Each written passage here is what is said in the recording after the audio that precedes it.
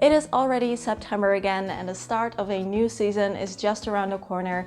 And for me, these are always my favorite moments to kind of take stock of my home, maybe organize some things, declutter some things I no longer need or use going forward, so that my home can feel calm, simple, and cozy, and that I can feel comfortable and inspired in my own space. So for today's video, I thought it would be fun to share my decluttering tips with you for the beginner and the pro. So we're gonna take a look at 10 categories of clutter, and I'm gonna share a beginner tip and a pro tip for each of them. If you are a decluttering beginner, this video will give you lots of practical tips and actionable steps that you can take to start tackling your clutter and already make a lot of progress.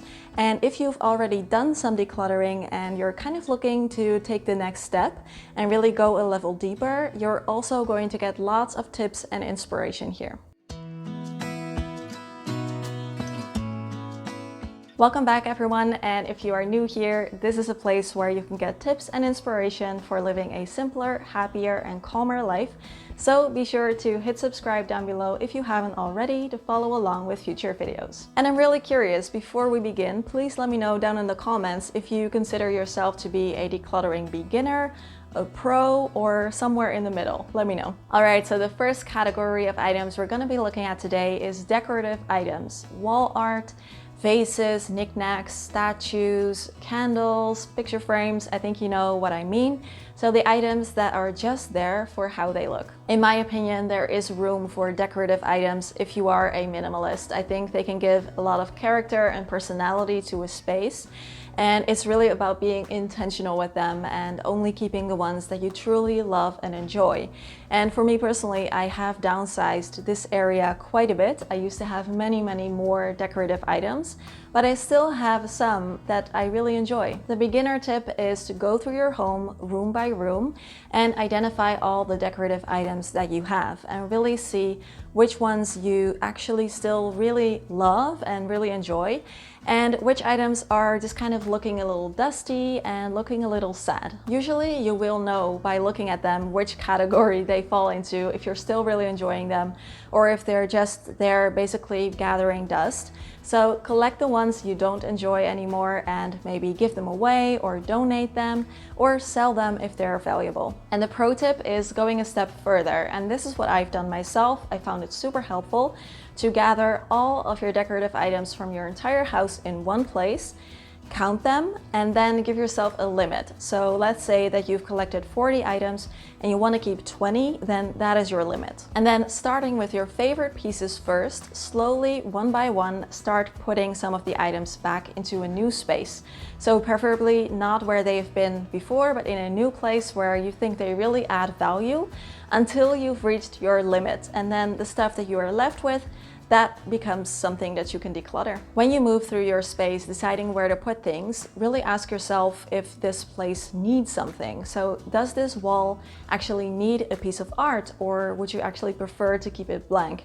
And does this shelf need all of these items, or would it look better if you just put one plant or one picture frame, etc. Next, let's look at your wardrobe, by which I mean your clothing, but also your bags, shoes, jackets, accessories, all of it. The beginner tip is to go through all of these items and quickly get rid of everything that is either not in a good condition anymore or that you know for sure you really never wear.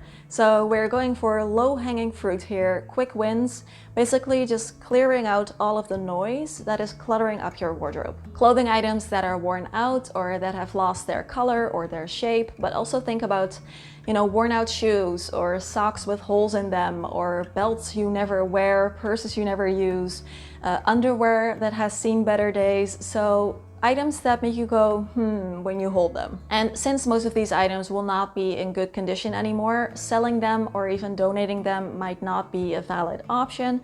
So think about maybe recycling them or upcycling them.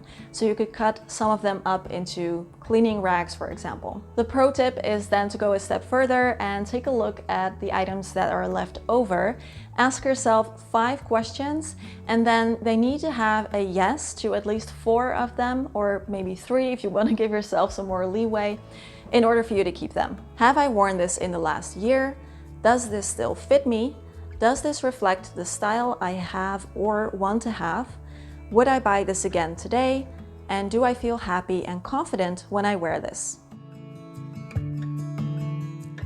Next is a category of clutter that is tricky for many of us, and I have struggled with this myself as well, and that is expensive items. So items that we have paid a lot of money for. These are hard to let go of because we feel it would be such a waste and they're still good and we haven't gotten our money's worth yet. But keeping items like this in our space when we're really not using them is not going to put any money back in our pocket either. So oftentimes getting rid of these items, saying goodbye to them, is still the best way to go if they're really not adding value for us anymore. The beginner tip is to try and sell as many of these items as you can. And I'm telling you right now that you will most likely not get all of your money back for them, so realize that. But if they're just sitting in your home doing nothing, they're also not worth anything, so it is still a win. That way you can at least get part of your investment back. The pro tip is then to reflect about what an item is truly worth in terms of money. So let's say that we have bought something for $250. Then in our head, this item is worth $250 because that's what we've paid, and getting rid of it, if we cannot get that money back for it, feels like we're losing money. But in reality, the items that are just sitting in your home, they're actually worth $0. They're not doing anything. You've already spent that money, so that is gone. It's not coming back. And the item's not doing anything for you anymore. So just sitting in your home, it's not worth anything. Now let's talk about sentimental clutter. For many of us, this is the most challenging area of clutter to go through, and with good reason, because these items hold our special memories and emotions.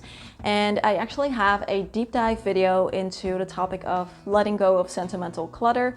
So if you need a little more help, I will leave that video in the description box below. The beginner tip is great for already making a lot of progress here, and that is to go through any cards, birthday cards, papers, maybe kids' artwork that you have in your home, because most of us keep these things, and if we're really truly honest with ourselves, probably only a small percentage of them are actually special, but they're kind of hidden beneath all of that other stuff. And it makes it really hard for you to actually go through them once in a while and really appreciate them. So go through all of these papers, and if you have a lot of birthday cards that basically just say happy birthday, love, then just get rid of them so you can really see and appreciate the ones that are truly special. Pro tip, and this is something that I've also done myself and recently did again actually, is to give yourself a box, or maybe a couple boxes, depending on what you're working with and what you feel comfortable with, and fill them up with your favorite sentimental items. So start with the ones that are your absolute favorites, that are the most special to you, and just go through your items, filling up the box until it is full. So you've now collected all the sentimental items that are most special to you, and then you have an opportunity to get rid of the rest, because these are the items that are cluttering up your spaces and are making it harder for you to truly appreciate the really special ones. Next is paper clutter, something that we all deal with. Beginner tip is to gather all of your papers in one place and do two things. The first is to shred and recycle everything that you really don't need to keep, and try to be strict here. And then the second thing is to digitize whenever possible the items that you do need to keep, but you don't have to keep in paper form. So try to scan them or take a picture and file them that way. Pro tip is then to set up a system with regards to paper clutter that works for you. So for example, for me, I have one designated place in my home, and all the incoming papers go there immediately, and then I sort through them every once in a while, categorizing them, filing them, and getting rid of what I no longer need, as well as contacting companies and getting them to send me stuff digitally whenever possible, so that I can limit the amount of paper clutter coming into my home. So try to find a system like that that works for you, so that you can also keep your paper clutter under control in the future. Let's also talk about random junk clutter. So I think most of us probably have a junk drawer, or maybe a couple, filled with just all kinds of little tiny things, and the beginner tip is to open up that drawer and go through all of these things to get rid of the ones that you no longer need or use, or any duplicates that you might have where you really only need one. Pro tip is then to clear out all of the places in your home that hold random items, random clutter. I'm thinking drawers, cupboards, the backs of your closets, maybe the garage if you have that. Really look under and behind things. And the key here is to not get overwhelmed. So don't try to do this all in a day or in a weekend. Try doing it like 1 hour each weekend, or maybe 15 minutes every day, or something like that, depending on your schedule. Next up is pantry and food clutter. So I mean all kinds of herbs and spices, shelf items, old weird pastas that you never use, things that you bought for recipes that you never use anymore, etc. The beginner tip is first to toss all of the items that have expired. That's an important step. And then next, to hold kind of a challenge with yourself to use up all of the items that are still good. So collect them all in one place and make it a rule that you have to use one of them every single day until they are used up. And if you come across any of them that you already know that you will not want to use, maybe you can pass them along to someone else who will enjoy it. The pro tip is then to get organized and create a pantry shopping list for yourself with all of the essentials that you know you will use and need in your cooking. And then use that list whenever you are meal planning or when you're making shopping lists, so that you know that you will only have the food items in your home that you will actually use up. Now let's talk about another tricky category of clutter, which is the gifts that you've received. So I'm talking about items that you keep in your space not because you use them, not because you love them, but just because you feel guilty about getting rid of them because they were gifts. The beginner tip is to find these gift items that you no longer have a need for and give them away to someone else, so re-gift them. And in my experience, this is the best way to deal with that feeling of guilt that comes along with it, because you know that someone gave you an item and that item is now making someone else happy. And that item will also get a lot more use and love from them than it will get from you. The pro tip is then to take it a step further and try to let go of that guilty feeling entirely around all of the gifts that you have received, by really realizing that the person that gave that to you, they love you and they want to make you happy, and they don't want their gift to make you feel bad, and they don't want their gift to basically just gather dust in your home, or that you have to like pick it out every time they come over. They wouldn't want that for you, and it is not necessary. So the item is now yours. It is 100% up to you what to do with it as you please. And of course, try to communicate with others what you do and do not like to receive as gifts in the future going forward. That really saves everyone a whole lot of trouble. There's a wasp in the house and they're on the window, and I feel a little scared because I really cannot stand wasps. I get really nervous around them, so I'm just gonna take a moment to get the wasp out of the house and then I'm gonna continue. Number 9 on our list is fantasy self items, and these are also sometimes called aspirational clutter. So these are items we keep around for our fantasy self instead of the self that we actually are in reality.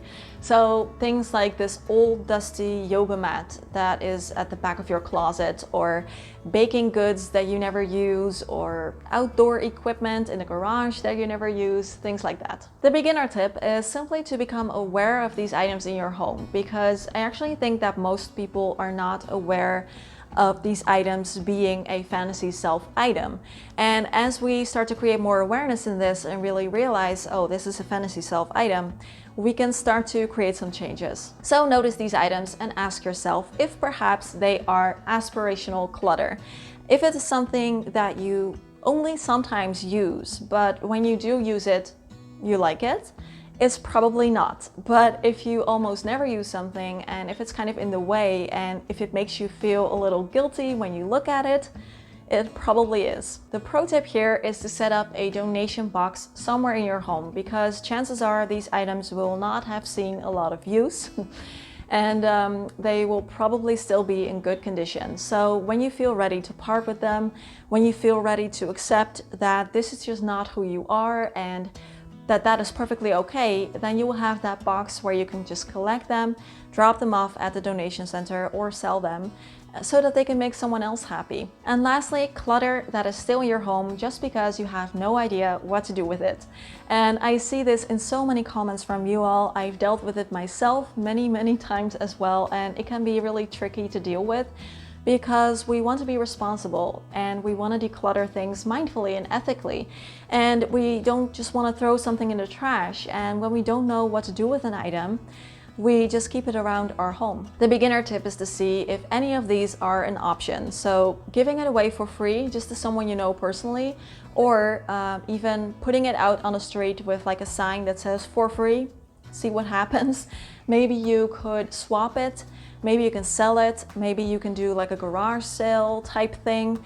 Maybe you could reuse it in some other way, or you could upcycle it. Donating, of course, and if none of these are an option, recycling. So if any of these are available, choose that one. And then the pro tip is to just bite the bullet and get rid of all of the items that do not fall into any of these categories and just throw them out.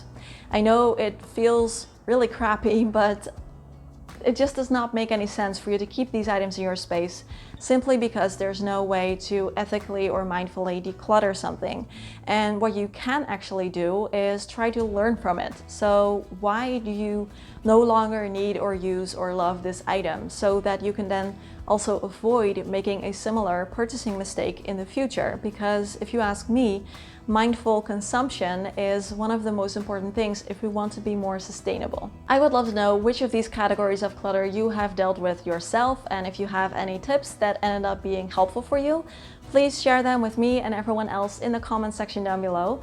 And I would also love it if you could give this video a thumbs up if you enjoyed it. And a special thank you to my patrons for supporting the channel and making these videos possible for everyone. And if you want to join, you can go to patreon.com/simplehappyzen to sign up.